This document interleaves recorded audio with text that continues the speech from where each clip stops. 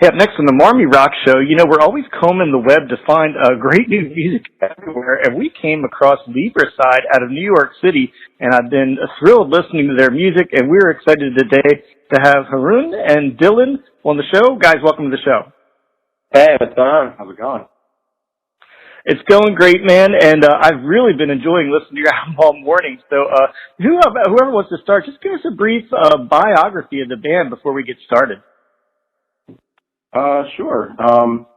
Basically, the project started in around 2013 time, and I was basically just me writing a couple songs and trying to put some tracks together. We released a EP like shortly around that time, and a little after that is when I had the pleasure of running into Dylan here. Mm-hmm.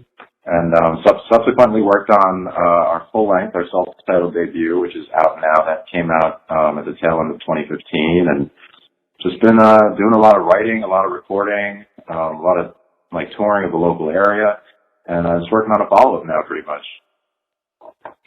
So one of the things I like about your band, there's just a lot of generic music out there, but what strikes me, a couple of things I want to ask about. The first thing that struck me was, I'm not a musician myself, but you guys have what I call a really full sound when I listen to you. And I guess what I mean by that as an amateur, I feel like there's 7 guys playing, not 4, when I listen to your music. Is that something that you've heard before?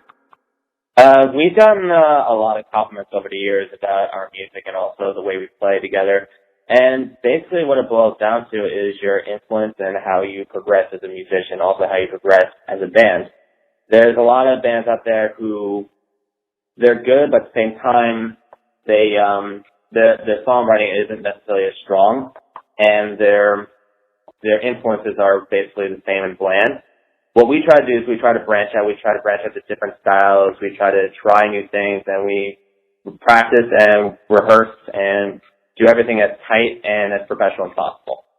We have a lot of different influences and things that come into the picture, but at the end of the day, it's all about writing good songs, good material. I mean, we listen back to that stuff, and there's always stuff you feel like you could have added or should have added. Like it's something that never ends, Yeah, as a band, we always like to progress. We always like to one up the previous recording we did. So you pretty much described my next question, and I want to ask about the writing process. As I was going through the record today, I heard what almost sounded like a bluesy song in No Accident, and then I hear Encumbrance Removed, it feels like metal, and then we get into what sounded almost like a Rush song in Shavings Carver. So my question is, as you guys described it, all those differences, when you write, does each band member write in one style, or do you all pull it together? It's a combination of different things. It's really about whatever feels right with the band and also the mood that the band is feeling at the time. Haroon and myself, we just happen to jam really well together. We have a lot of similar influences, but at the same time different influences, so it makes our writing style very unique, but at the same time as a driving force, basically. And so I'll be feeling something, Haroon will be feeling something for a few different songs, and we just go with the style of whatever the song goes for. Because, what Haroon said, it's all about the songs. And we go based upon, what feels right with the song. I love that you said Rush, too. I mean, for instance, we have so many different influences and, different, bands and genres and artists that we kind of draw from. I mean, we feel like everything from pop to metal and everything in between. So we just try to take all that and combine it kind of tastefully, and luckily, we have a lot of influences that sort of complement each other very well. So I guess we're pretty fortunate to have found each other kind of in that sense, So I was combing through your webpage and everything, just trying to learn more about you guys. And there was just one comment that stood out to me was that you guys mentioned, or in the website mentioned, you combine visual elements to bring a unique experiment. Did I read anything additional to that, or is there something unique about your live show? No, well, it's something that we're still working on, and just like the music kind of never ends. Trying to put together visual type elements in the background, with a projector and stuff like that. We always had this full on kind of image that we were going for with the band, and we hope that it's still a lifelong kind of pursuit, and something we're working on too. like finance-wise and everything. But beyond that, we do a lot of like kind of like videos, like original stuff. So the full-length album's out there now, and as I said, I've been enjoying listening to it today. What are you working on now? It looked like you might be in the studio. Yeah, we're actually working on a follow-up EP to the first album. Yeah, so tell us a little more. Where are you working, and who are you recording with? Well, luckily over the years, we've done a lot of, learning and growing first and foremost, but we've kind of been able to invest in our own little home studio here. So we do the majority of the demo phase and the writing and all that kind of at our own little headquarters here in New York. And then just as necessary, if you need like a good drum room to track or like, a better place to do like vocals or stuff like that, we outsource what we have to. We do as much as we can kind of in-house and by ourselves. So I currently see one show on your schedule, and I'm assuming that's because you're in the studios. So when do you guys plan to start booking more dates at the pace you kind of normally do? Well, as of right now, what we've been doing is we've just been focusing on writing and getting everything together. What we have planned right now is we'll do a show every now and then as the EP comes closer and closer to the final stages.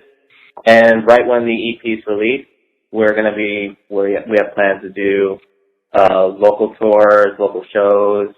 Spring tour. Hey, hopefully we'll get to come out. It's Maryland, right? Hopefully we'll get to come out there sometime soon, too.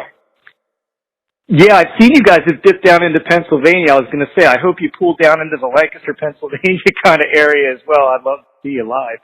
Oh, we'd love to, man. We're definitely shooting for it. Mm-hmm. So, hey, when we were talking a few minutes ago about, the different sounds of tunes, like I mentioned, No Accident and Commerce Removed, very different sounds. When you're planning a set list for a show, how do you guys go about that? Do you look at the other bands you're playing with, or you just kind of mix them all in regardless? We do a combination of the two. We go by the bands that are on the bill, and we also look at the type of audience that's going to be there. For example, we actually did a show with the guitarist Angel Vivaldi last year, which is a very, if you're not familiar with who Angel Vivaldi is, he's a progressive metal, instrumental guitar player. So the type of bands that were going to be there and also the type of audience that was going to be there were more into the very technical, shreddy kind of songs. So we organized our set list based on what the environment of the show is going to be. And we have a lot of, thankfully, I guess, kind of diversified styles in our music while still kind of keeping it, our own thing. So we have kind of that benefit, like if we're playing at the Bitter End, which is like more of a kind of very popular venue here in the city, but more of like a singer-songwriter type of atmosphere, we might pull out some of like the poppier, catchier stuff. But, we also have the heavier stuff. It's a more like hard rock, like metal-oriented show. So we just, we definitely take all that into consideration before each bill, and every set is, as a result, different because of that, which is always great. It's a unique experience for everyone. Hey, speaking of that more technical metal style, I stumbled across the video of you guys playing 90s cartoon theme songs. What was that all about? It was a cool experiment that me and Herman came up with. What we wanted to do is we wanted to do something very nostalgic because most of us were 90s kids and 2000s kids, and we were all experienced. We were all experienced with the greatness of the 90s cartoons at the time.